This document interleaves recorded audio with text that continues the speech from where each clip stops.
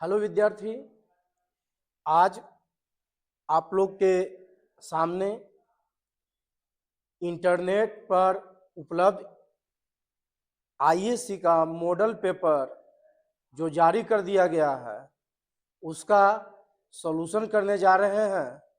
और वो सॉल्यूशन जो है आपका फिजिक्स का करने जा रहे हैं। भौतिकी का बहुत अच्छा क्वेश्चन का सिलेक्शन किया गया है ऑब्जेक्टिव का, जिसमें 70 क्वेश्चन है, और केमिस्ट्री का, बायोलॉजी का सबका जारी कर दिया गया है। तो हम सबसे पहले फिजिक्स का जो है सॉल्यूशन करते हैं ऑब्जेक्टिव क्वेश्चन का। इसी पैटर्न पर आप लोग का एग्जाम में क्वेश्चन आएगा। तो आप ऑब्जेक्टिव क्वेश्चन यदि अच्छा से कर लेते हैं तो एग्जाम में जब बैठिएगा फाइनल एग्जाम में तो किसी प्रकार के आपको दिक्कत नहीं होगा। चलिए बिना देरी करते हुए एक क्वेश्चन को जो है से हम सिलेक्शन एक क्वेश्चन को जो है सिलेक्ट करके और उसका सॉल्यूशन करते हैं। ये टोटल आपका नेट द्वारा जो जारी है मॉडल पर पेपर वही है, हूबहू आप जो है मिला सकते हैं। तो चलिए पहला क्वेश्चन स्टार्ट करते हैं। ये जो है पहला क्वेश्चन जो है आपका स्क्रीन पर आ रहा है। नेक्स्ट क्वेश्चन जो है आपका क्या कर रहा है आपका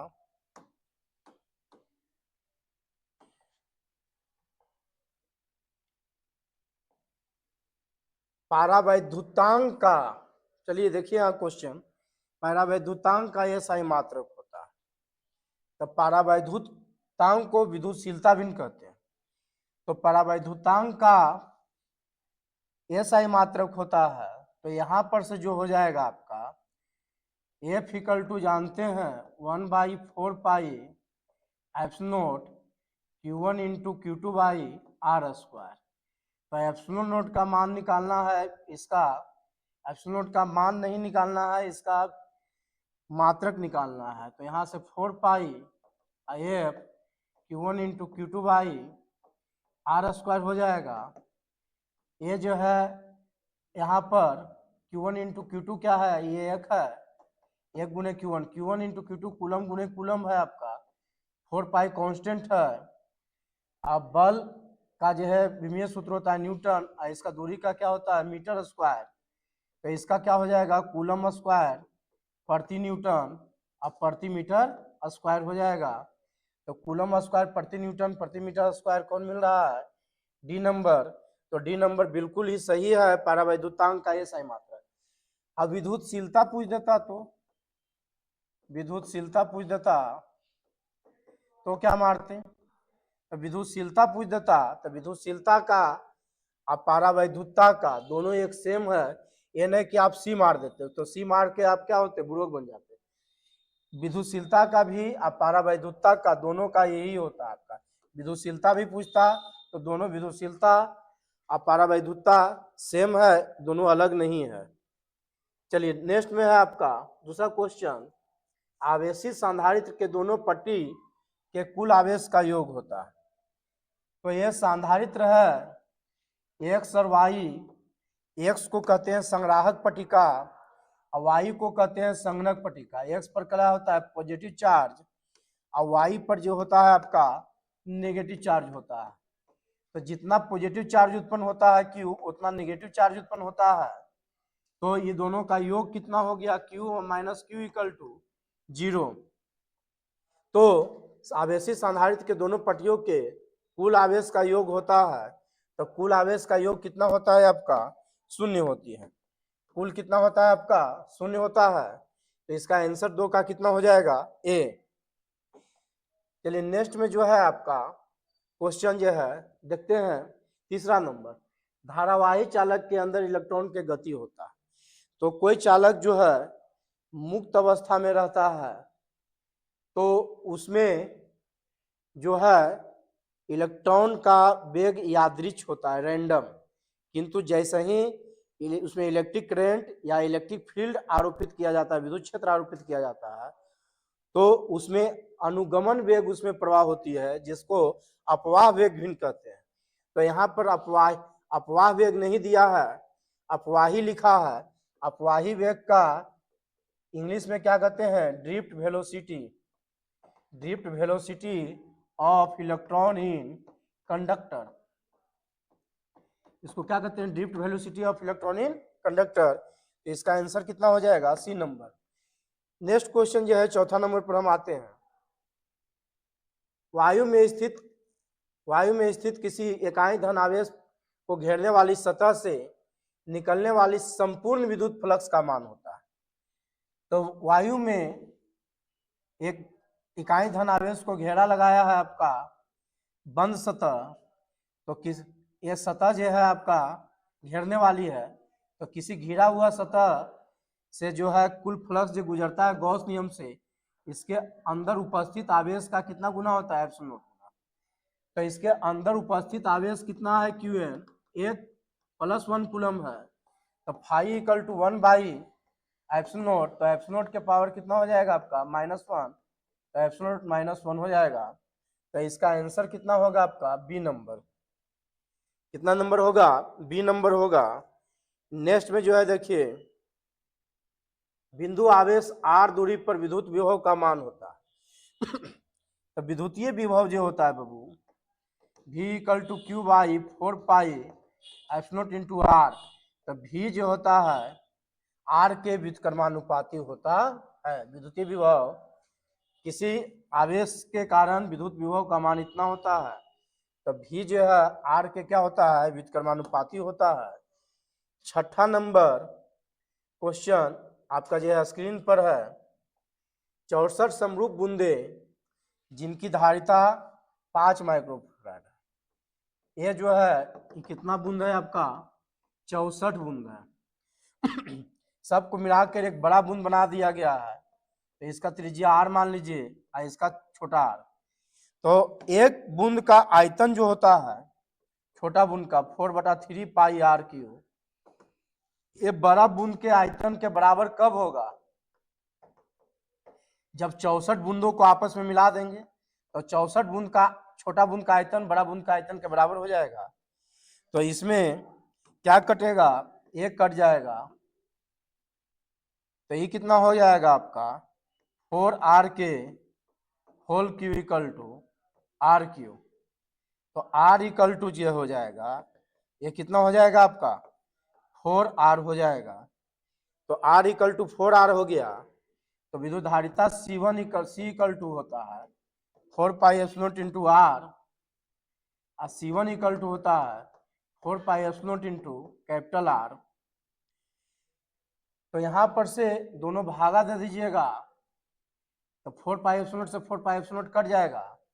C का मान जो है से कितना है आपका? 5 माइक्रोफैराड है, और यहाँ पर C1 है यार, और कैपिटल R का मान है आपका कितना? 4r। R से R कैंसिल, तो C1 इक्वल टू कितना आ जाएगा? 5 × 20। 5 कितना हो जाएगा? 20 माइक्रोफैराड। क्या हो गया आपका?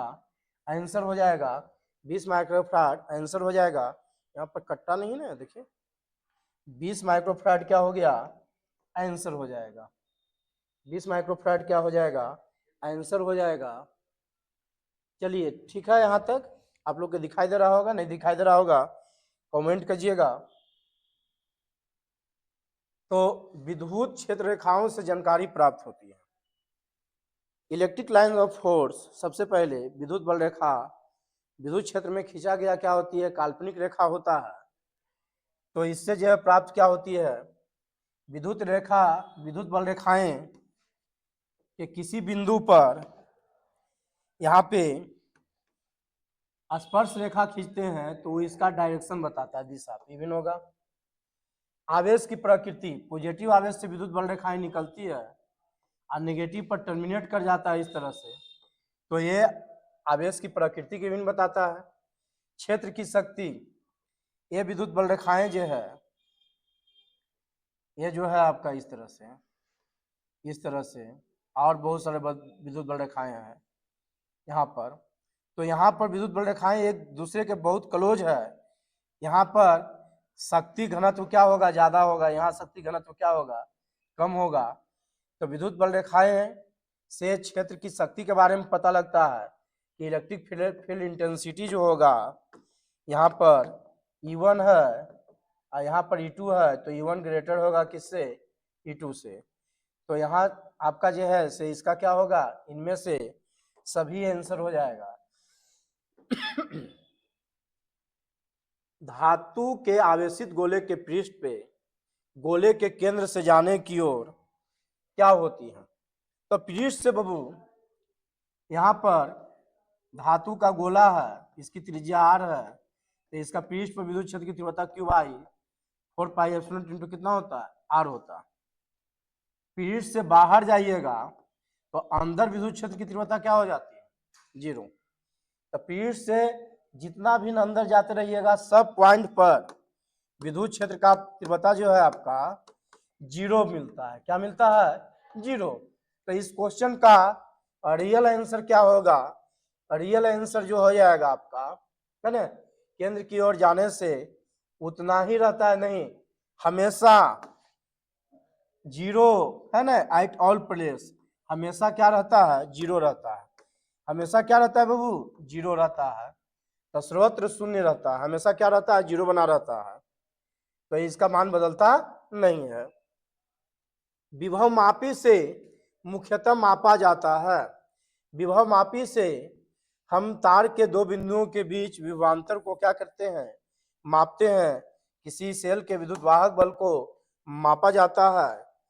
चलिए नेक्स्ट में क्वेश्चन, अगर दो आवेशों के बीच की दूरी बढ़ाई जाती है तो वैद्युत स्थितिज ऊर्जा क्या होती है। बहुत ही अच्छा क्वेश्चन।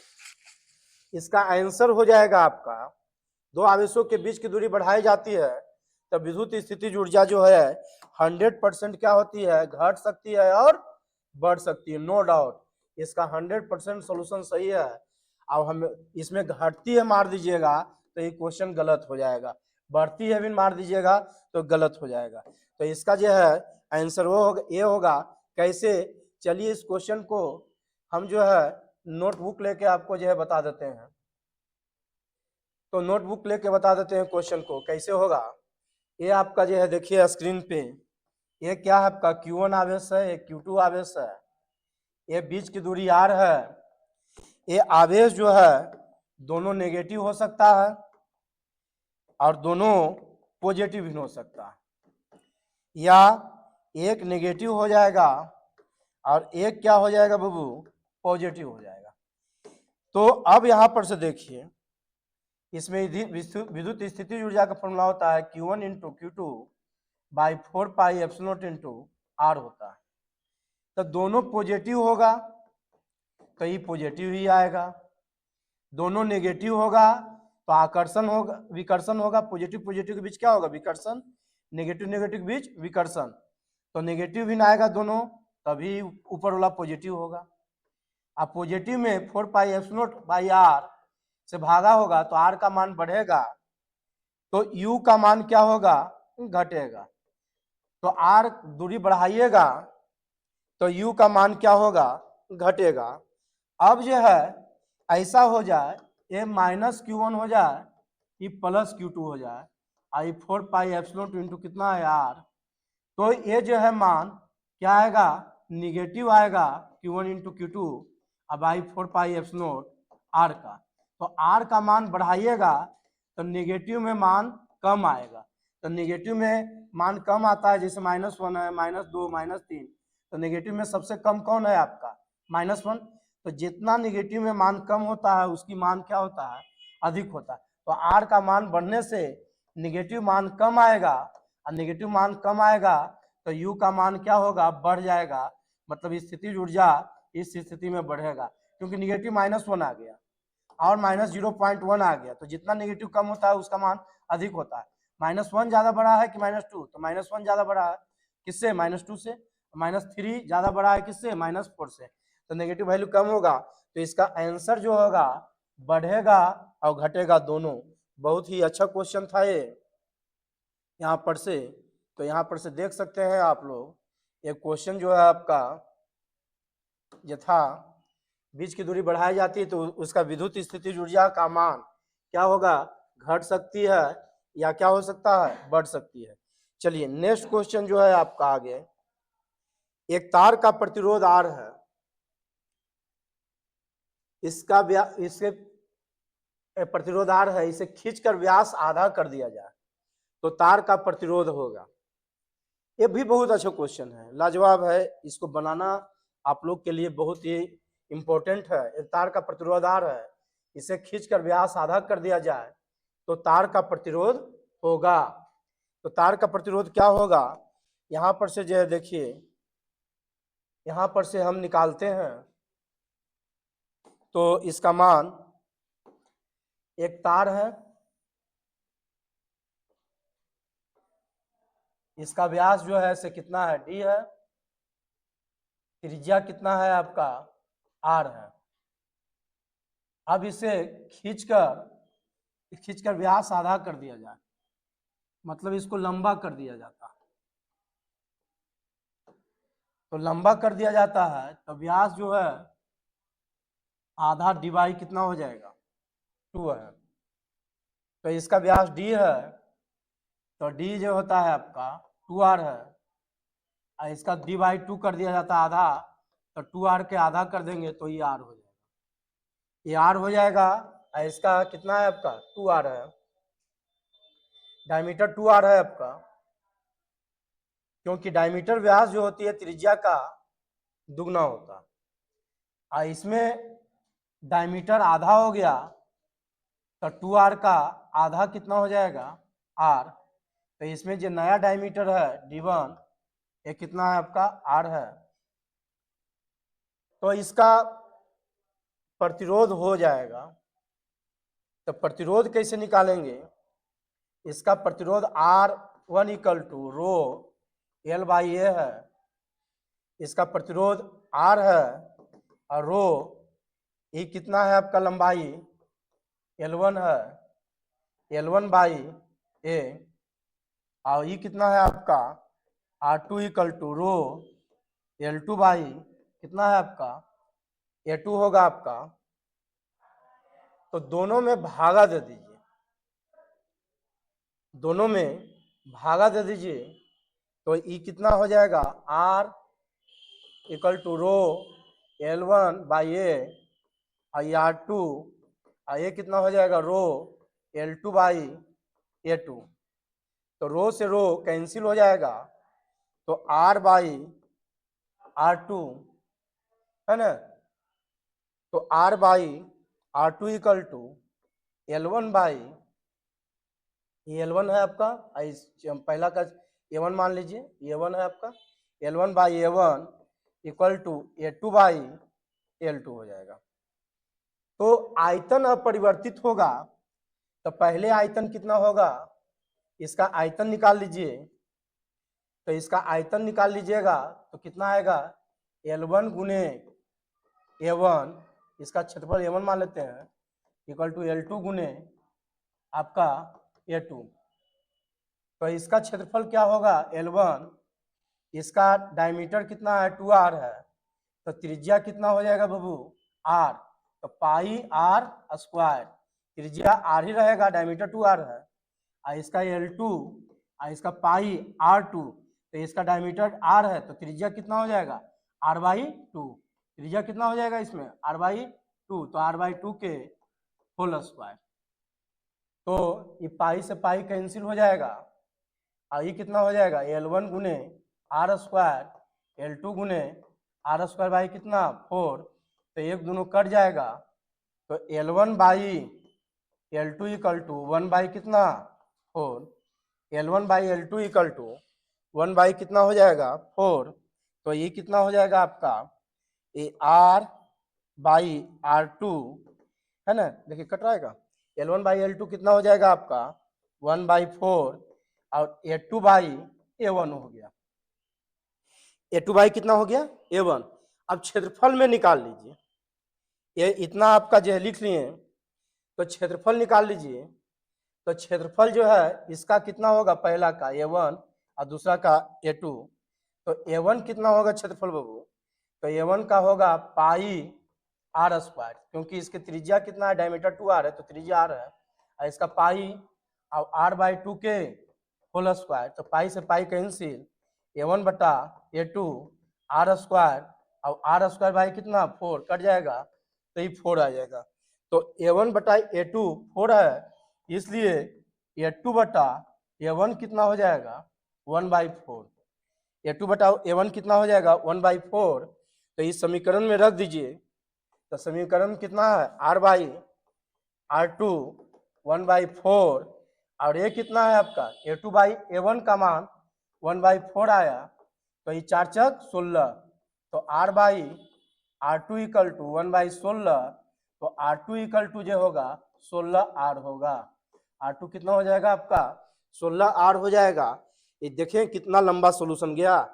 तो ये सब क्वेश्चन जो है बहुत ही अच्छा है, आपको 2-3 मिनट लग जाएगा सॉल्यूशन करने में।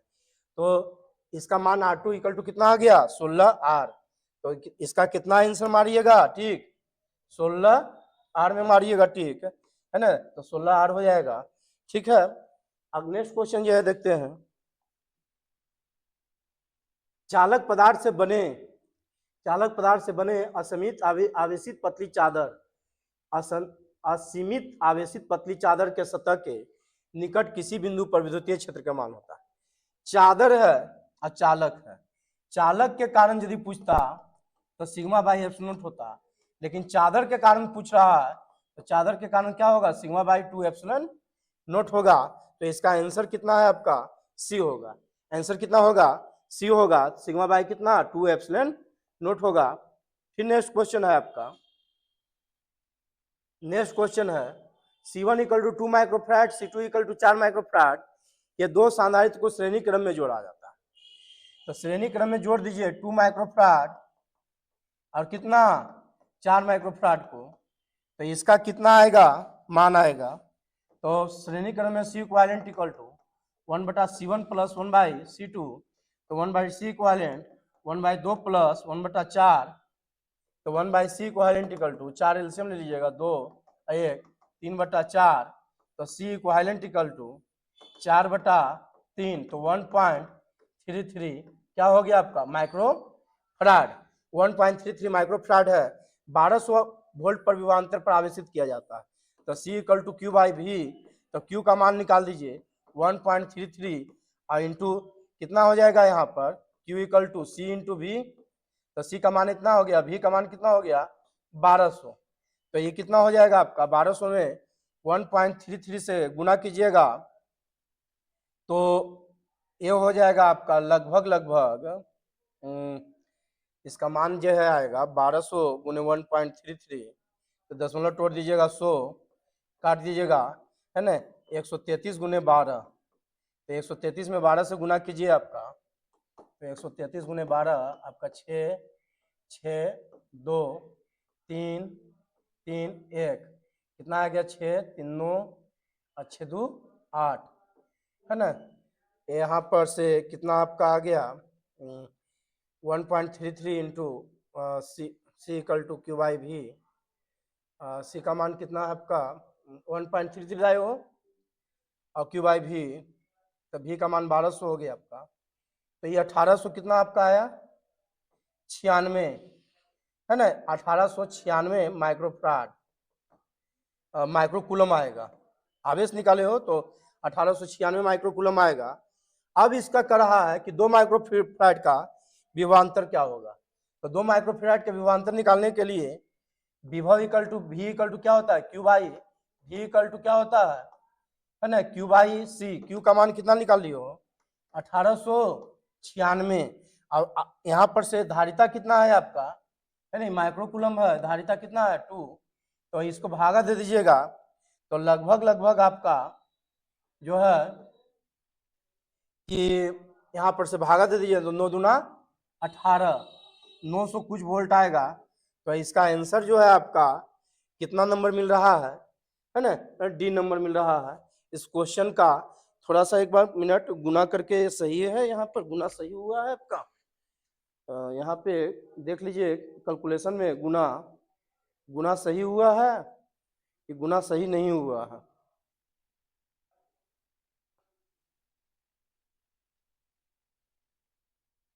गुना सही हुआ है या नहीं सही। 1.33 में आपका जो है 7 8 4 है आपका 2 1 3 4/3 3 गुने 1100 1596 गुना गलती हुआ है बाबू। ये 6 हो गया, 6 3 9 और 3 2 5, 1596 होगा। 1500 कितना होगा 96 माइक्रोकूलम। तो 1596 है यहाँ पर। अब 1596 में 2 से भागा दीजिएगा तो लगभग कितना आएगा 600। कितना आएगा 600। और 600 क्या आएगा वोल्ट। 1596 में लगभग 1596 कितना है 1600 के बराबर। तो 2 से भागा दीजिएगा तो लगभग कितना होगा आपका 600 वोल्ट। लगभग आपका आंसर मिलेगा। बहुत ही अच्छा क्वेश्चन था। यहाँ पर गुना करने में देर आपका जो है दिक्कत हुआ है।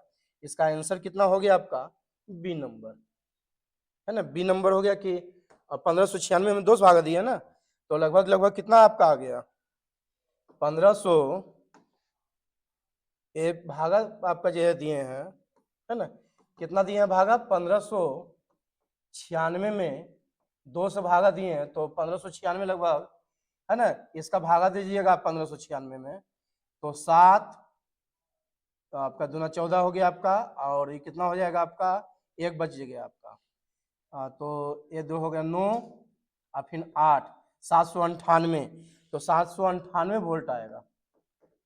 तो 798 किसका लगभग है आपका 800 वोल्ट का।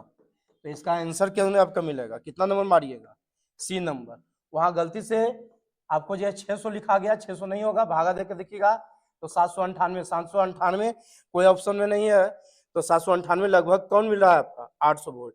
तो इसका लगभग आंसर आपको मिलेगा 800 वोल्ट। क्वेश्चन का सॉल्यूशन बहुत ही अच्छा है। आप एक बार कर लीजिएगा। गुना में दिक्कत हुआ है तो गुना में दिक्कत होने से कारण कुछ नहीं है 1596 आएगा गुना करके। और यहाँ पर से V इक्वल टू क्या जानते हो Q/C।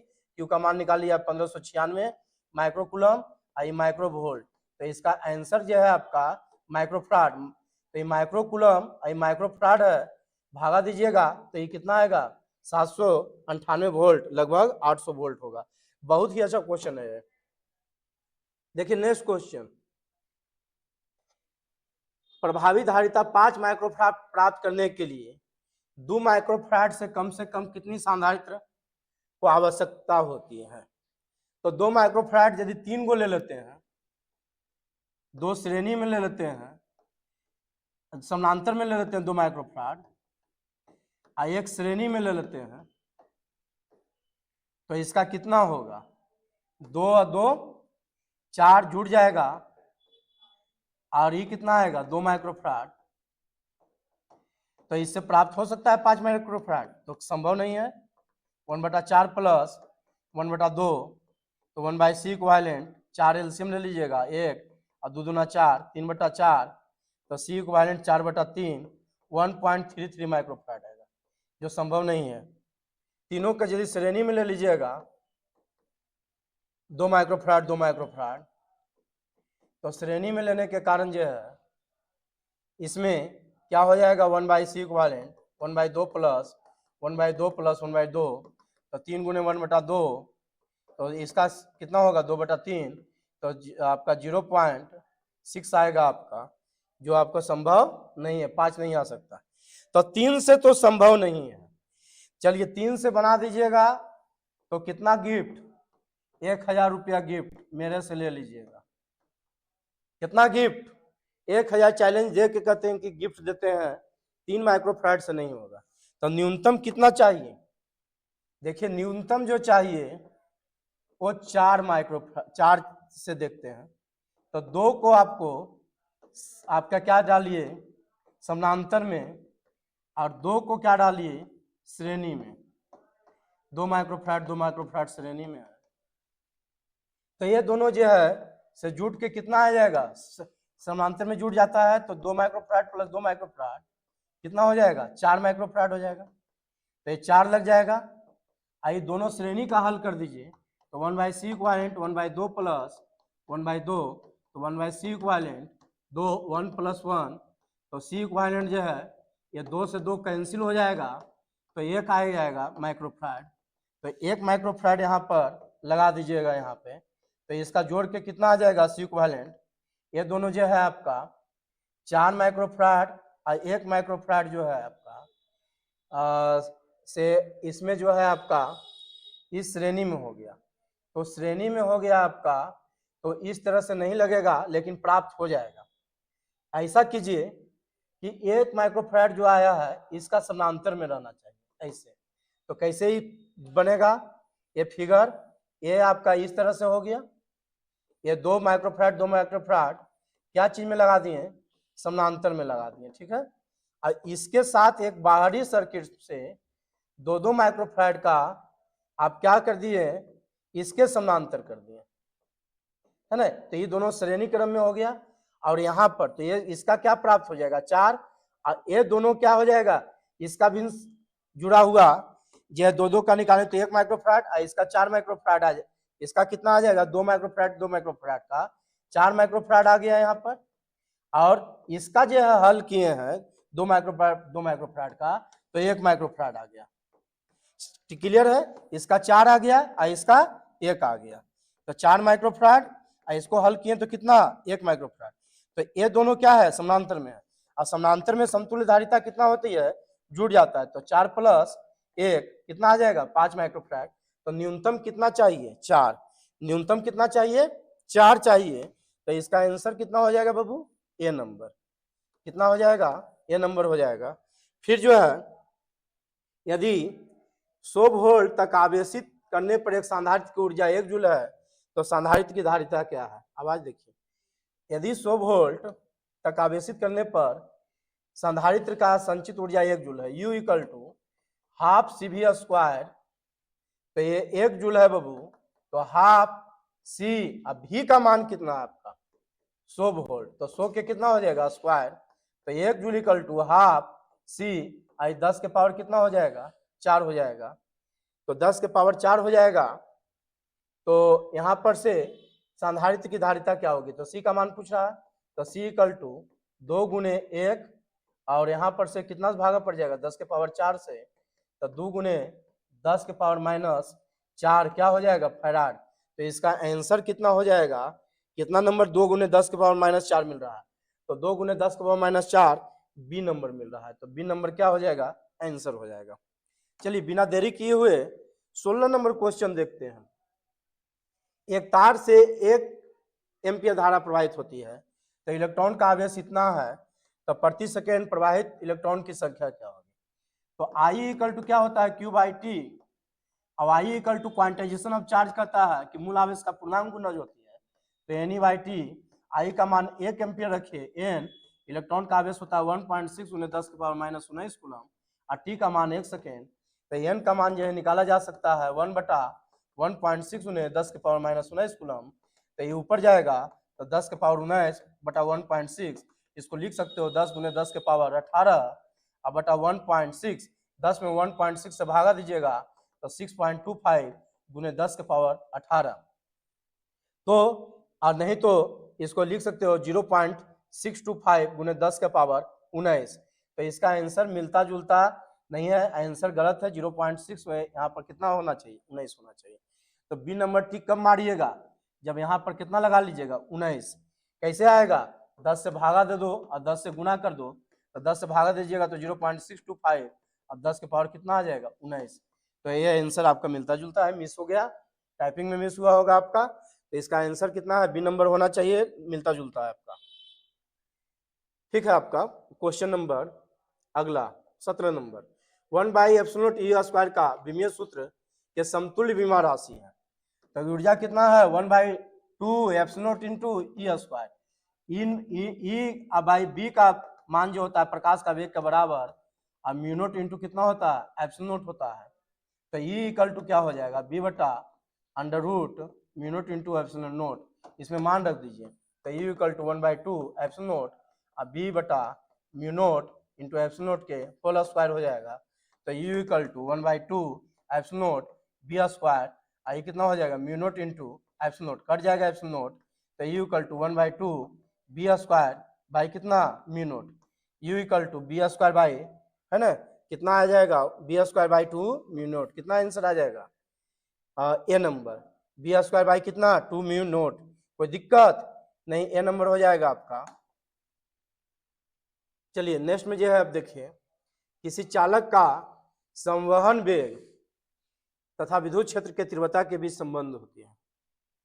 हम जानते हैं किसी चालक का जो होता है ड्रिफ्ट वेलोसिटी जो होता है, अब विद्युत क्षेत्र की तीव्रता E capital E tau by M होता है। ई क्या है, इलेक्ट्रॉन पर आवेश, इलेक्ट्रॉन पर आवेश होता है। टाउ क्या है, श्रांति काल। ई क्या है, विद्युत क्षेत्र की तीव्रता। एम क्या है, इलेक्ट्रॉन का द्रव्यमान। तब वीडी किसका समानुपाती है, ई का। तो ये डायरेक्टली क्या होगा, बी नंबर इसका आंसर हो जाएगा। अनुगमन वेग, अनुगमन वेग या संवहन वेग जिसको कहते हैं ड्रिफ्ट वेलोसिटी, और विद्युत क्षेत्र की तीव्रता के बीच यही होता है, E capital E into tau. E क्या है, इलेक्ट्रॉन पर आवेश, कैपिटल ई विद्युत क्षेत्र की तीव्रता, टाउ क्या है, श्रांति काल, एम क्या होता है, इलेक्ट्रॉन का द्रव्यमान। चलिए नेक्स्ट जो है, निम्नलिखित में धारा घनत्व के लिए कौन सही है। तो अनुगमन वेग इक्वल टू जानते हो वी डी इक्वल टू आई बटा ए एन ई, तो आई इक्वल टू वी डी गुने ए एन ई हो जाएगा। ई क्या है, इलेक्ट्रॉन पर आवेश है।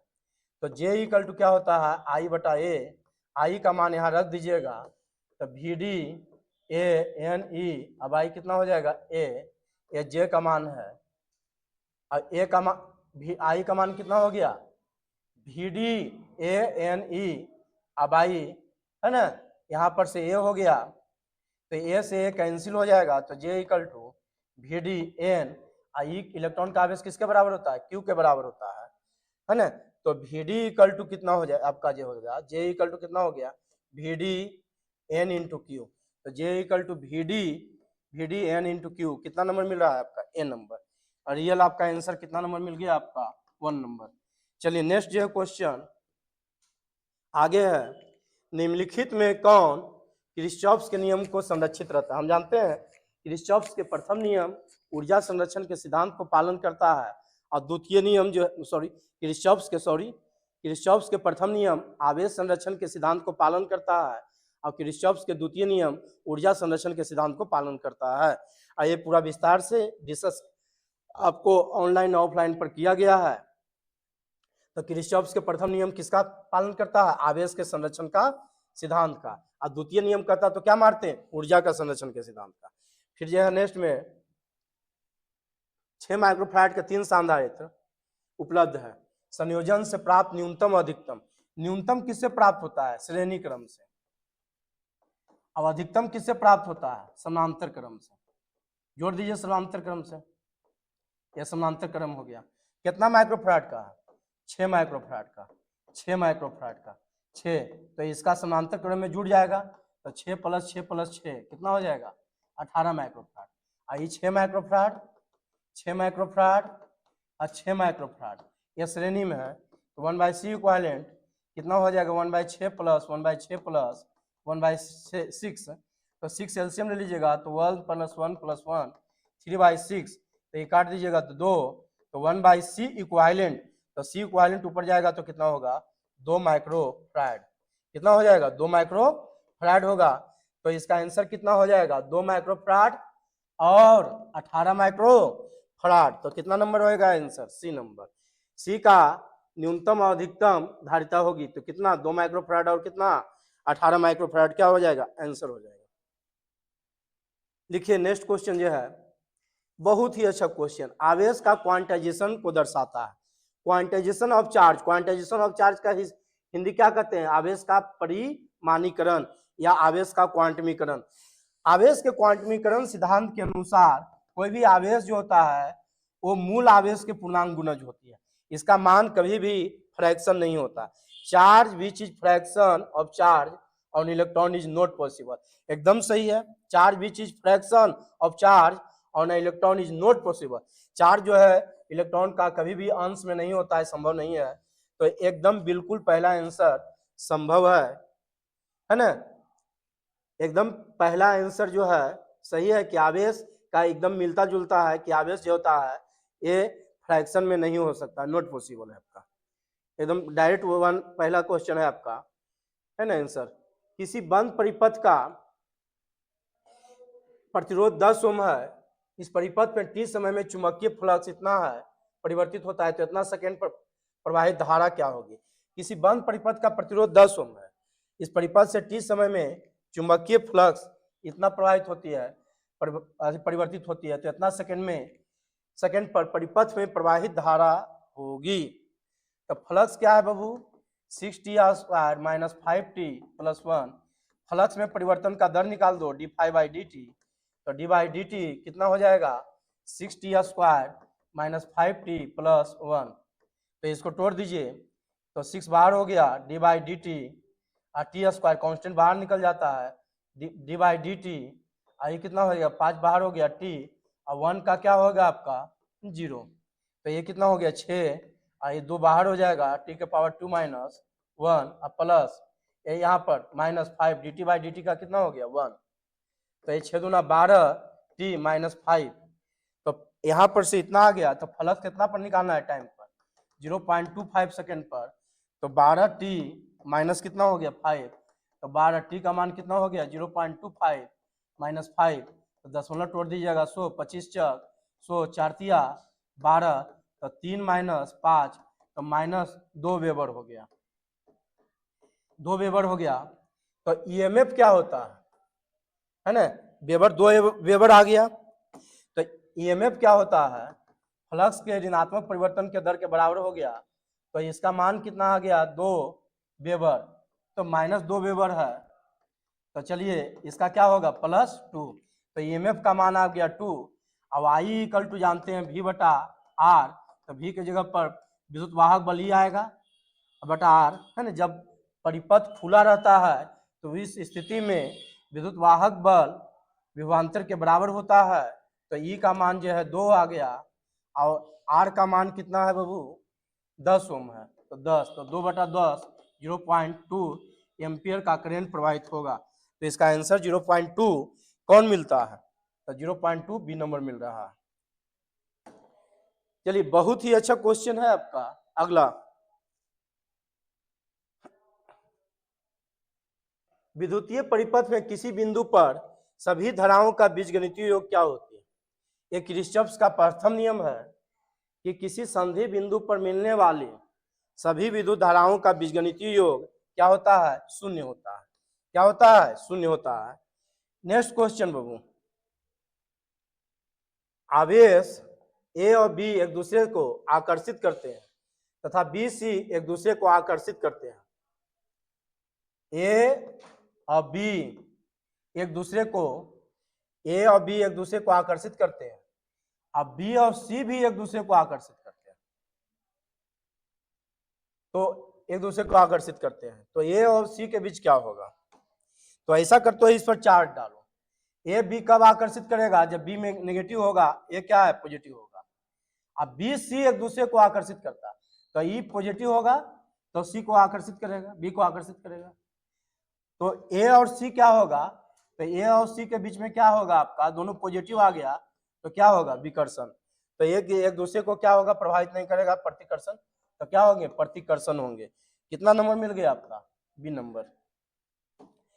एक क्वेश्चन है आपका बहुत ही अच्छा क्वेश्चन, 26 नंबर, शक्ति हानि होगी तो पावर ऑफ अल्टरनेटिंग करंट क्या होगा, किसी प्रत्यावर्ती धारा परिपथ में आई इतना है एम्पियर, अब विभव कितना है 200 sin ओमेगा टी वोल्ट है, तो शक्ति हानि होगा तो P equal to I/RMS V/RMS into कितना होता है cos फाई, तो कला कोण निकाल देते हैं। तो इसमें जो है I इक्वल टू जो है 5 cos ओमेगा टी है, तो इसका मान चाहिए किसमें साइन में, तो साइन में कैसे बदलेगा 5 cos ओमेगा टी प्लस 5/2 है ना, तो cos ओमेगा टी और यहाँ पर इसको cos ओमेगा टी माइनस 5/2 कर सकते हैं, तो इसका मान जो है कितना आ जाएगा आपका, ये आपका जो है ये साइन में हम जैसे बदल देते हैं तो cos किस में बदल जाएगा आपका साइन में बदल जाएगा। कैसे लिखेंगे 5 sign omega T minus pi by 2, इसको तोड़िएगा तो साइन माइनस कॉमन ले लीजिए तो pi by 2 minus omega T, sine minus theta क्या होता है, sine minus theta equal to J होता है, माइनस साइन थीटा हो गया आपका, तो sine pi by 2 minus omega T, तो इसका मान जो है आपका जो है यहाँ पर से लिखिएगा तो नहीं, तो इसमें प्लस में लिखिए, तो साइन 90 डिग्री प्लस थीटा क्या होता है, कॉस थीटा, ये रहने दीजिए, तो ये sign omega T plus pi by 2 है।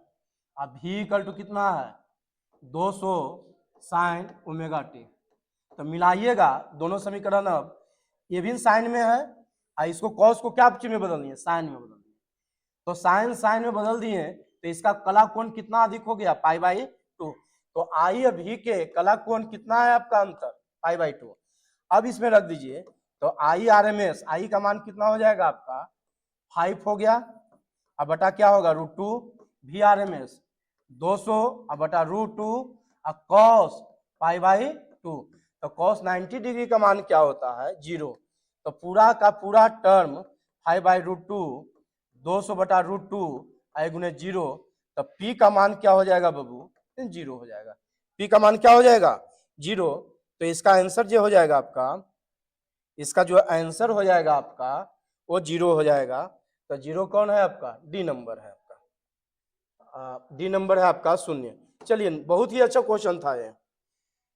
एक प्रत्यावर्ती धारा के मूल माध्य वर्ग का मान क्या होगा, तो I R M S value जो निकालेंगे यहाँ पर, तो आई नोट बटा क्या होता है √2, I equal to I naught sine omega T, मिलाइएगा प्रत्यावर्ती धारा का समीकरण यह है, तो धारा के मूल माध्य वर्ग मान का होगा, तो शिखर मान कितना निकल गया 60, प्रत्यावर्ती धारा के शिखर मान के 1/√2 गुना होता है, तो ये √2 से भागा दे दीजिएगा, तो इसको 30 गुने 2 लिखिएगा और √2 से √2 यहाँ 2 काटिएगा तो 30 रूट कितना आ जाएगा 2, तो कितना नंबर आएगा आपका 20 नंबर। बहुत अच्छा क्वेश्चन है। 28 नंबर क्वेश्चन, दो आवेशों को Q के मिलाने वाली रेखा के बीच एक Q आवेश को रखा दिया जाए, तो Q एक तरह का क्वेश्चन बताए थे, ये जो है आवेश के बीच के मिलाने वाली रेखा जो है मान लेते हैं 2R है, इसके बीच Q आवेश रख दिया जाए, तो इस पर जो है संतुलन में कब रहेगा, जब ये आवेश निगेटिव होगा, तो Q का मान क्या होगा, तो ये निगेटिव होगा, तो इसका मान निकालने के लिए क्या कीजिएगा, इस पर लगने वाले बल इसके द्वारा संतुलित होगा, तो ये आकर्षण बल लगेगा, तो इस पर बल कितना लगेगा, ये 2R है, तो ये बल ये कितना होगा, दूरी R मान लीजिए, ये दोनों के बीच 2R दूरी मान लीजिए, तो F equal to Q into Q by के 4 है ना, कितना हो जाएगा 2R के whole square, F1 Q1 into Q2 by 4 pi epsilon into R square होता है, तो K का मान कितना है 1/4 पाई एप्सिलॉन कूलम के नियम से, विद्युतीय बल Q और Q के बीच क्या लगेगा K इंटू Q बाई है ना 2R स्क्वायर, तो F1 प्लस F2 का मान क्या हो जाएगा, F2 का मान F2 इक्वल टू हो जाएगा minus K Q into Q by है ना, आई कितना हो जाएगा R स्क्वायर, तो इक्वल टू जो है दोनों क्या हो जाएगा 0, तो यहाँ पर से F1 का मान रख दीजिए K into Q square by 4 square, और इसका मान रख दीजिए K Q square by R square equal to 0, तो K Q square by 4R square minus K Q square by R square, तो R स्क्वायर से R स्क्वायर कैंसिल हो जाएगा, K से K कैंसिल हो जाएगा है ना, तो यहाँ पर से कर रहा है कि कितना मान आएगा Q का, तो Q equal to Q square by 4 है ना Q स्क्वायर, तो Q equal to √Q square by 4, तो Q का मान कितना आ जाएगा Q बाई 4, तो Q बाई है ना Q बाई 4 है, तो Q स्क्वायर से Q निकल गया, अब √4 से निकलेगा, तो यहाँ कितना आ जाएगा 2, तो इसका मान हो जाएगा Q बटा 2, और ये मान जो होगा आपका निगेटिव, तो -Q/2 हो जाएगा, तो -Q/2 नहीं दिया हुआ है, तो इसका आंसर मिलता जुलता कौन होगा Q/2, ये मान क्या होगा ये चार्ज क्या हो जाएगा, माइनस में हो जाएगा, और ये चार्ज जो है क्यू माइनस में ही होगा। तो इसका आंसर जो है डायरेक्टली आप मारिएगा क्यू बाई कितना 2। चलिए ये भी सॉल्यूशन कर दिए। अगला क्वेश्चन सॉल्यूशन जो हम करते हैं नेक्स्ट में, ये यदि विद्युत द्विध्रुव आघूर्ण P विद्युत क्षेत्र तीव्रता E के बीच कोण का मान कितना होगा। विद्युतीय द्विध्रुव आघूर्ण P एवं विद्युत क्षेत्र तीव्रता E के बीच का कोण का मान कितना होगा कि द्विध्रुव स्थिर साम्यावस्था में स्थिति में रहे। क्वेश्चन देखिए, पहले पढ़ लीजिए क्वेश्चन। U का मान जो होता है माइनस PE cos थीटा होता है। थीटा जब 0 रखिएगा तो इसका मान cos 0 डिग्री का मान कितना होता है आपका माइनस PE cos 0 डिग्री का मान हो जाएगा। तो cos 0 डिग्री का मान हो गया माइनस PE cos 0 डिग्री का मान कितना होता है आपका 0 होता है ना। तो cos 0 डिग्री का मान आपका cos 0 डिग्री का मान आपका 1 होता है। तो ये कितना आ गया माइनस PE है ना। cos 0 डिग्री का मान कितना होता है 1 होता है, तो माइनस PE हो गया आपका। फिर रखिएगा PE यहाँ पर U का मान माइनस PE cos थीटा। तो cos आपका यहाँ पर रखिए 180 डिग्री। तो इसका मान जो है ना आपका जो है cos 180 डिग्री का मान जो होता है ये -1 होगा। तो PE का मान जो है से क्या होगा आपका मैक्सिमम होगा। फिर जो है U का मान आपका रखिए माइनस PE cos कितना डिग्री रखिए 90 डिग्री। तो cos 90 डिग्री का मान जो होता है वो क्या होता है आपका cos 90 डिग्री का मान जो होता है 0 होता है। तो ये 0 रखिएगा तो ये 0 हो जाएगा। तो साम्यावस्था में स्थित रहने के लिए स्थितिज ऊर्जा का मान न्यूनतम चाहिए। क्या चाहिए न्यूनतम। तो न्यूनतम कौन है आपका, ये तो 90 डिग्री पर रहेगा तो न्यूनतम नहीं हो सकता। 90 डिग्री पर रहेगा तो इसका मान स्थितिज ऊर्जा 0 है। और 180 डिग्री पर रहेगा तो cos 180 डिग्री का मान जो होता है आपका है ना, यहाँ पे cos 180 डिग्री पर जो है से देख सकते हैं मान। तो यहाँ पर ये आया आपका ये हो गया आपका 0 90 है ना, और ये हो गया आपका 180 डिग्री -1 होता है। तो ये मैक्सिमम है। तो न्यूनतम कितना है आपका cos 0 पर।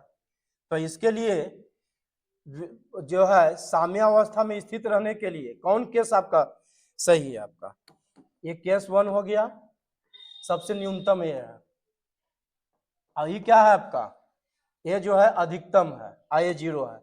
तो 0 तो वैल्यू माइनस से बड़ा होता है, तो माइनस वाला सबसे न्यूनतम है। तो साम्यावस्था में तभी रहेगा जब स्थितिज ऊर्जा का मान सबसे कम होगा। तो सबसे कम कब होता है थीटा इक्वल टू किस पर 0 डिग्री पर। तो इसका आंसर क्या हो जाएगा आपका, इसका आंसर हो जाएगा आपका 0 डिग्री। कितना आंसर हो जाएगा बाबू, इसका आंसर जो हो जाएगा है ना 0 डिग्री। चलिए अगला क्वेश्चन जो है देखते हैं हम, बहुत ही अच्छा क्वेश्चन था ये 0 डिग्री। नेक्स्ट क्वेश्चन देखते हैं, किसी विद्युत चुंबकीय विकर्ण की ऊर्जा 13.2 किलो इलेक्ट्रॉन वोल्ट है। तो यह विकर्ण किस क्षेत्र से संबंधित है। तो यह जो है किससे संबंधित है, एक्स किरण से। किससे संबंधित है, एक्स किरण का होता है। प्रणालिका में संचित चुंबकीय ऊर्जा घनत्व होती है। प्रणालिका में संचित चुंबकीय ऊर्जा घनत्व होती है। तो कोई प्रणालिका में संचित चुंबकीय ऊर्जा घनत्व होता है B²/2μ0। ये आपका फॉर्मूला डायरेक्ट जो है साबित किया जाता है। तो ये फॉर्मूला है, इसलिए इसको साबित करके बता यहाँ नहीं सकते हैं। इसको साबित करने में आपको 5 नंबर का क्वेश्चन है एक तरह से। तो नेक्स्ट क्वेश्चन, निम्नलिखित में कौन वैद्युत चुंबकीय विकिरण की तरंगदैर्घ्य न्यूनतम है। तो सबसे एनर्जी किसका होता है, गामा का। तो AC/λ एनर्जी ज्यादा है तो लैम्डा का मान क्या होगा, कम होगा। तो क्या होगा, गामा किरण। चलिए नेक्स्ट में, परिपथ में प्रतिबाधा होती है। तो प्रतिपथ में प्रतिबाधा होती है RC परिपथ है। तो RC परिपथ का प्रतिबाधा Z = प्रतिबाधा का मात्रक क्या होता है, ओम। तो ये क्या हो जाएगा R² + XC²। ये R² ये कितना होगा 1/ω c² तो ये कितना हो जाएगा आर स्क्वायर बटा 1 प्लस ओमेगा स्क्वायर इंटू कितना सी स्क्वायर। तो कितना नंबर हो जाएगा बी नंबर। कितना नंबर हो जाएगा बी नंबर हो जाएगा। यहाँ पर देखिए निम्नलिखित में एक आदर्श एलसी सर्किट में दोलन की कोणीय आवृत्ति कौन होगी। एलसी सर्किट में दोलन की कोणीय आवृत्ति, तो कोणीय आवृत्ति 1 बटा क्या होता है एलसी सर्किट का होता है, इसकी कोणीय आवृत्ति पूछा है तो कोणीय आवृत्ति इतना होगा। तो यहाँ पर से आवर्त फ्रीक्वेंसी निकालेंगे तो 2/t 1/√LC, तो 1/t equal to 1/2 pi √LC है ना। तो आवृत्ति इक्वल टू होता है आवृत्ति होता है 1/t, तो 1/t equal to 1/2 pi √LC। तो इसका क्या हो जाएगा आंसर, इसका कोणीय आवृत्ति पूछा है तो कोणीय आवृत्ति का ये होगा। आवृत्ति पूछता है तो 1/2 पाई √LC होता है, कोणीय आवृत्ति ये होगा। तो क्या होगा आपका बी नंबर। ये भी क्वेश्चन पूछा जाता है आवृत्ति, न्यू को एफ से भी सूचित करते हैं, न्यू को एफ से भी सूचित किया जाता है। चलिए आ ही गया। एलसीआर सर्किट में अनुनाद होता है रिजोनेंस। इस पर हम वीडियो जो है 5 नंबर क्वेश्चन पर छोड़ दिए हैं यूट्यूब पर एलसीआर सर्किट, उसको आप लोग पढ़ लीजिएगा, उसमें सारा चीज क्लियर हो जाएगा। तो एलसीआर सर्किट में अनुनाद की स्थिति में एक्सएल एक्सी के क्या होता है बराबर होता है ना। क्यों, क्योंकि एक्सएल एक्सी के बराबर होता है तो न्यूनतम जो है प्रतिरोध होता है, और जब न्यूनतम प्रतिरोध होगा तो इलेक्ट्रिक करंट का मान मैक्सिमम होगा। और एक स्थिति जो होती है अनुनाद की होती है, ये स्थिति क्या क्या चीज का होता है अनुनाद का होता है। तो इसका आंसर क्या होगा सी नंबर। फिर नेक्स्ट क्वेश्चन है आपका चौक कुंडली का शक्ति गुणांक क्या होती है। एक आदर्श चौक कुंडली होता है, उसकी शक्ति गुणांक जो होता है वो क्या होती है, एक आदर्श चौक कुंडली का शक्ति गुणांक क्या होती है 0। सबसे अच्छा क्वेश्चन इसका अथी का है आपका, पूरा जितना क्वेश्चन किया गया है उसमें सबसे इंपॉर्टेंट क्वेश्चन है। यदि दो सेल, ये क्वेश्चन बाहर वन में रिपीट कर जाता है, यदि दो सेल जिनका विद्युत वाहक बल E1 और E2, आंतरिक प्रतिरोध R1 और कितना है R2 है, समानांतर क्रम में जोड़ा गया है तो संयोजन के समतुल्य विद्युत वाहक बल होगा। तो संयोजन का समतुल्य विद्युत वाहक बल क्या होगा A, B, C और D। तो यहां पर से देखिए बाबू, यहां पर से देखिए, यहां पे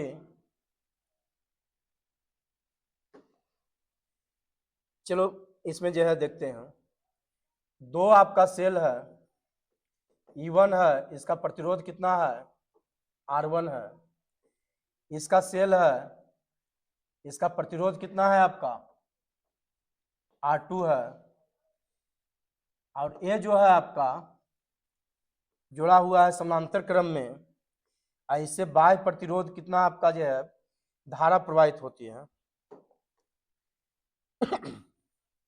इससे यदि धारा प्रवाहित होता है कितना आई, दो सेल जिसका विद्युत वाहक बल E1 E2 है, समानांतर क्रम में जुड़ा हुआ है, तो इसका समतुल्य विद्युत वाहक बल कितना होगा, यही है। चलिए मान लेते हैं इससे करंट आई गया तो ये दो भागों में बटेगा I1 और I2। ये क्या है संधि बिंदु। तो किरचॉफ के प्रथम नियम के अनुसार संधि बिंदु पर यहाँ प्रवेश करने वाली धाराओं और निकलने वाली धाराओं के बीजगणितीय योग के क्या होता है बराबर। तो I इक्वल टू I1 तो E1 बटा R1 और I2 तो E2 बाई कितना हो जाएगा R2 हो जाएगा। I इक्वल टू क्या लिख सकते हो E by R equivalent, I common ले लीजिएगा R1 इंटू R2 तो E1 इंटू R2 हो जाएगा, एलसीएम लीजिएगा आई कितना हो जाएगा E2 इंटू R1, ये हो गया आपका। तो E बाई R इक्विवेलेंट का मान निकाल दीजिए, ये समानांतर में है तो R इक्विवेलेंट कितना होगा समानांतर में 1 बटा R बाई 1 बाई R2, तो 1 बाई R इक्विवेलेंट क्या होगा R1 इंटू R2 तो R2 प्लस R1, तो R इक्विवेलेंट क्या होगा R1 इंटू R2 और बटा क्या होगा R1 प्लस R2। तो यहाँ पर R इक्विवेलेंट कितना हो जाएगा R1 इंटू R2 बटा R1 प्लस R2 और E1 इंटू R2 और E2 इंटू R1 बटा R1 इंटू R2। अब यहाँ देखो बाबू, ये जो है आपका ए ऊपर चल जाएगा, इसको पहले काट दीजिए दोनों को, आई ऊपर चल जाएगा, E into R one plus R two, I कितना है E one R two, E two कितना है आर वन है। तो ये ई जो है आपका इक्विवेलेंट कितना हो जाएगा E one R two E two R one, अब बटा कितना हो जाएगा R one plus R two. तो ये आपका आंसर हो जाएगा। तो ये आंसर आपको कौन मिलता जुलता है इसमें, देखिए ये आंसर आपका कौन मिल रहा है, तो E one R two E two R one बटा R one plus R two. तो इसका आंसर कौन होगा बाबू, बी नंबर। कितना नंबर आंसर होगा, बी नंबर इसका आंसर होगा। बी नंबर में आप लोग क्या कीजिए, टिक मार लीजिए। अब यह है किसी चल कुंडली धारामापी के विक्षेप थीटा एवं प्रवाहित धारा में संबंध है। आपको जो डिस्कस कर दिया जा रहा है, यूट्यूब पर एक अनोखा वीडियो होगा जो इतना विस्तार से डिस्कशन होगा, इसलिए इस वीडियो को चारों तरफ फैलाइए और सब्सक्राइब कीजिए, है ना, मेरा मेहनत बेकार नहीं जाए। चलिए देखिए, किसी चल कुंडली धारामापी का विक्षेप थीटा और प्रवाहित धारा के बीच संबंध होती है। तो आपका चल कुंडली धारामापी का जो होता है, धारा जो होती है, ये थीटा का क्या होता है, समानुपाती होता है। जब पढ़िएगा तो थ्योरी में स्पष्ट होता है कि आई किसके समानुपाती होता है, थीटा का, ये याद रखना पड़ेगा। क्यूरी ताप के ऊपर लौह चुंबकीय पदार्थ कैसा बिहेव करता है, तो ये जो है ये क्यूरी ताप के ऊपर जो है ये पारामैग्नेटिक अनुचुंबकीय बिहेव करता है, अनुचुंबकीय बिहेव करता है, जो चुंबक की ओर क्या होता है, आकर्षित होती है। पृथ्वी के चुंबकीय क्षेत्र के पर ध्रुव परिणति कौन होती है, तो ये लंबवत होती है, और लंबवत होने के कारण ये जो है कितना डिग्री का कोण निर्माण करता है, 90 डिग्री का। अब जो है नेक्स्ट में किसी प्रत्यावर्ती धारा विद्युत वाहक बल के बीच कालांतर फाई है, तो शक्ति गुणांक क्या होती है, तो P equal to I R M S V R M S और कॉस फाई। तो शक्ति गुणांक यहाँ पावर किसके रूप में आता है, कॉस फाई के रूप में। प्रतिघात का मात्रक है, तो प्रेरण प्रतिघात प्रतिबाधा, प्रेरण प्रतिघात प्रतिबाधा, आधारितीय प्रतिघात, सबका मात्रक क्या होती है, ओम। क्या होती है, ओम होता है। निम्नलिखित में कौन विद्युत चुम्बकीय वर्ण क्रम में नहीं होती, तो विद्युत चुम्बकीय वर्ण क्रम में विकिरण आती है, कण नहीं आती है। गामा बीटा जो होती है किरणें, वो इलेक्ट्रॉन से बना होता है, तो ये विद्युत चुम्बकीय विकिरण के रूप में नहीं आता है। तो इसका आंसर सी होगा, गामा किरण विद्युत चुम्बकीय इलेक्ट्रोमैग्नेटिक रेडिएशन है, एक्स किरण इलेक्ट्रोमैग्नेटिक रेडिएशन है, माइक्रोवेव भी इलेक्ट्रोमैग्नेटिक रेडिएशन है। चलिए इसका आंसर क्या हो जाएगा, बीटा। 44 number question. यदि कांच का वायु में, देख लीजिए चेक करके, यदि कांच में वायु का क्रांतिक कोण थीटा हो, तो क्रांतिक कोण यहां से निकालिए। क्रांतिक कोण सघन माध्यम में जाता है, कांच सघन से विरल में जाता है, और विरल में अपवर्तन कोण कितना बनता है, 90 डिग्री। तो क्रांतिक कोण है सी, तो साइन सी इक्वल टू कितना होता है, 1/μ। तो सी का मान कितना है आपका, थीटा, तो sine theta equal to 1/μ glass में गया तो ग्लास का पूर्णांक है, तो mu glass equal to 1/sin theta, 1/sin theta equal to क्या होगा, कॉसेक थीटा। तो क्या हो जाएगा आपका बी नंबर।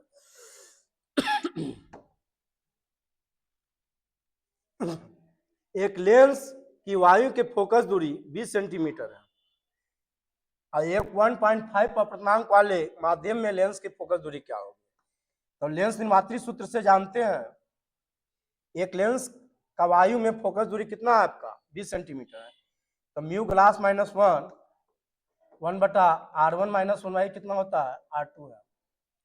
तो 1/f ग्लास किसके सापेक्ष है आपका, लिक्विड में डाला गया, तो mu glass by mu liquid कीजिएगा, -1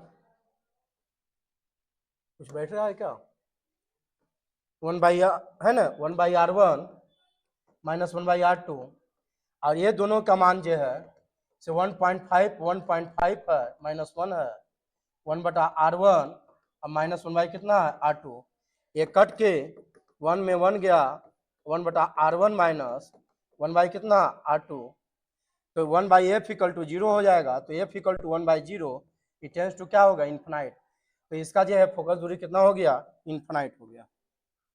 ये सॉल्यूशन हो गया आपका, ये सॉल्यूशन है, इस सॉल्यूशन को आप लोग लिख सकते हैं। नेक्स्ट क्वेश्चन, अगर 4 डायोप्टर के क्षमता का भी रासारी लेंस एक सरल सूक्ष्मदर्शी के समान इस्तेमाल किया जाए तो इसका आवर्धन क्या होगा? कितना होता है डायोप्टर पावर 1/f और 100 होता है जब f क्या चीज में रहता है सेंटीमीटर, तो 100 f सेंटीमीटर में है, तो इसका मान कितना है 4, तो f इक्वल टू 100/4, तो ये कितना आ जाएगा 25, p का मान 4 डायोप्टर है तो 25 सेंटीमीटर आ गया।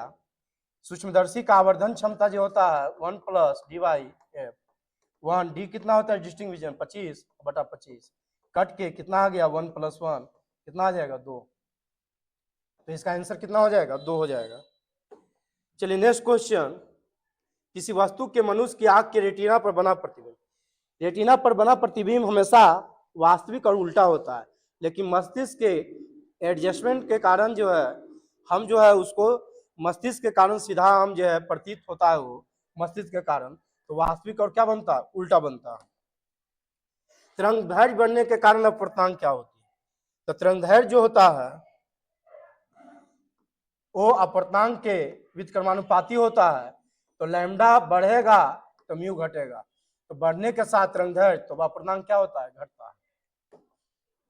नेक्स्ट क्वेश्चन 49 नंबर, दो कला संबद्ध प्रकाश स्रोत के कारण प्रकाश के व्यक्तिकरण फ्रिंज की चौड़ाई होती है, तो beta equal to lambda d/d, ऊपर बड़ा डी नीचे छोटा डी, तो बीटा किसका समानुपाती है लैम्डा का, तो तरंगदैर्घ्य क्या होता है समानुपाती है ना, प्रोपोर्शनल होता है, proportional to wavelength, proportional to wavelength. Next question बहुत ही अच्छा क्वेश्चन है, देखिए क्वेश्चन को, तीक्ष्ण सीधी कोण से प्राप्त विवर्तन की फ्रिंजें होती है, तीक्ष्ण सीधी कोण से प्राप्त विवर्तन की फ्रिंजें होती है ना, ये जो होता है समान चौड़ाई की नहीं प्राप्त होती है, समान चौड़ाई की नहीं प्राप्त होती है, और इसमें जो काला धब्बा होता है भी समान दूरी पर नहीं बनता है। यहाँ पर देखिए फ्रेनेल दूरी का मान होता है जहां ए प्रकाश का, तो फ्रेनेल दूरी जो होती है L इक्वल टू a² क्या होता है तरंगदैर्घ्य, तो इसका क्या होगा बी नंबर, ये फॉर्मूला ही है, डायरेक्ट याद करना रहता है आपको। एक क्वेश्चन जो है बनाना पड़ेगा, कांच की एक पट्टिका का प्रकाश की किरणें 60 डिग्री के कोण पर आपतित होती है, ये कांच पर कितना डिग्री का आपतित हो रही है 60 डिग्री पर,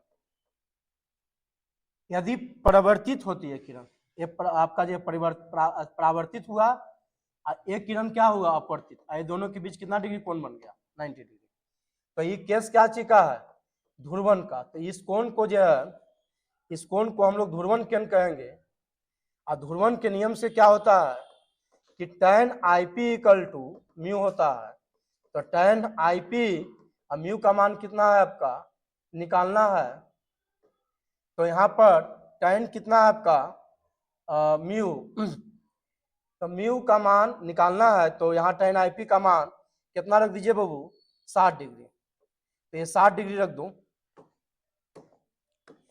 ये कितना है आपका 60 डिग्री, तो म्यू tan 60 डिग्री का मान कितना होता है √3, तो ये कितना नंबर होगा बी नंबर, ये कितना नंबर होगा बी नंबर होगा, तो बी नंबर क्या है आपका सही है। W कार्य फलन वाली धातु पर न्यू आवृत्ति का प्रकाश आपतित होती है, तो उत्सर्जित फोटो इलेक्ट्रॉन की महत्तम गतिज ऊर्जा होती है।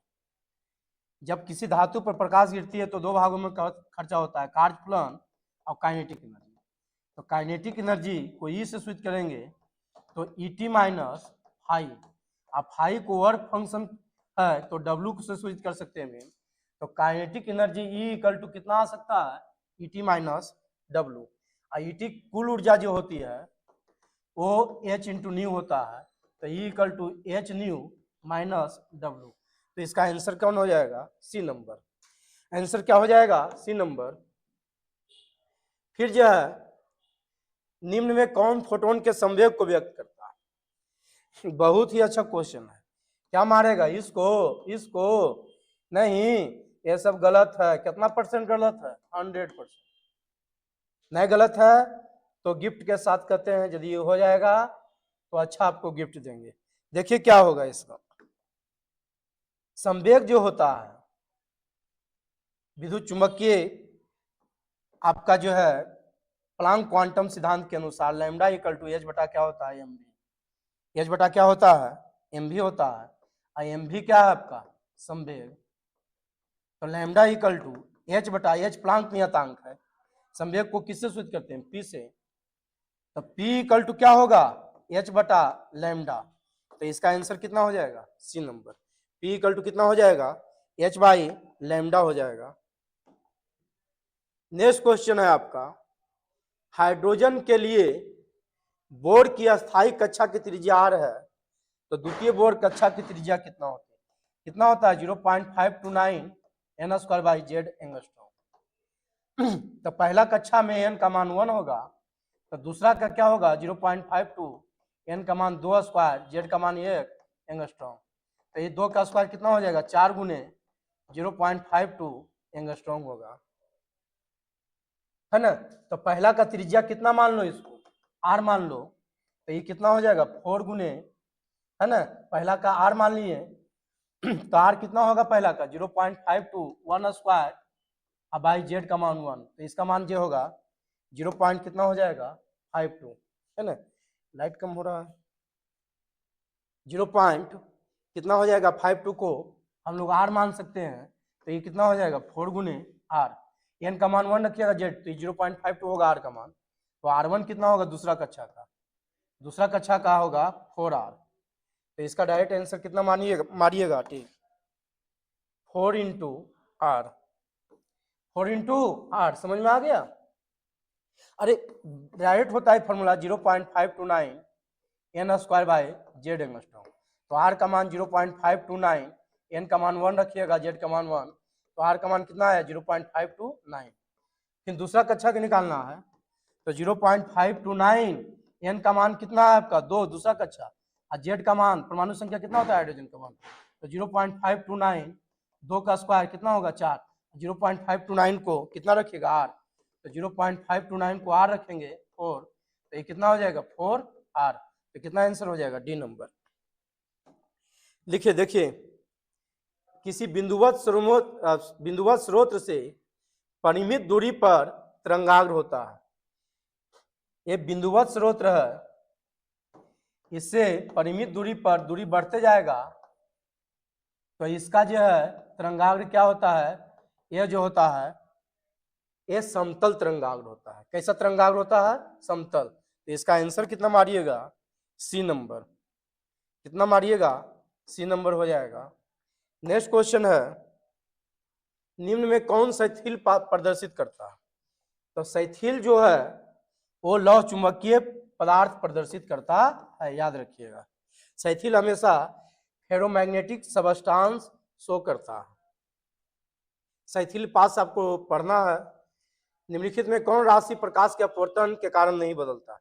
ये तो बार बार क्वेश्चन आप लोग के बोर्ड में भी देखने के लिए मिल रहा होगा, गेस्ट पेपर में भी देखने के लिए मिल रहा होगा, है ना। एक आवृत्ति जो है से एक माध्यम से प्रकाश दूसरी माध्यम में जाता है, तो इसका मान बदलता नहीं है। चुंबकीय यमोत्तर और भौगोलिक यमोत्तर के बीच के कोण को क्या कहते हैं? डिक्लाइनेशन एंगल, दिक्पात कोण। ये डायरेक्ट थ्योरी है। कक्षा में इलेक्ट्रॉन का ऊर्जा समानुपाती होता है। किसी कक्षा में इलेक्ट्रॉन का ऊर्जा जो होता है बाबू, वो -13.6 Z square by N square electron volt प्रति एटम होता है। तो ऊर्जा जो है -13.6 Z square by N square, तो ये किसका समानुपाती है? Z square. ये तो कांस्टेंट हो गया, तो किसका समानुपाती होगा? जेड स्क्वायर का।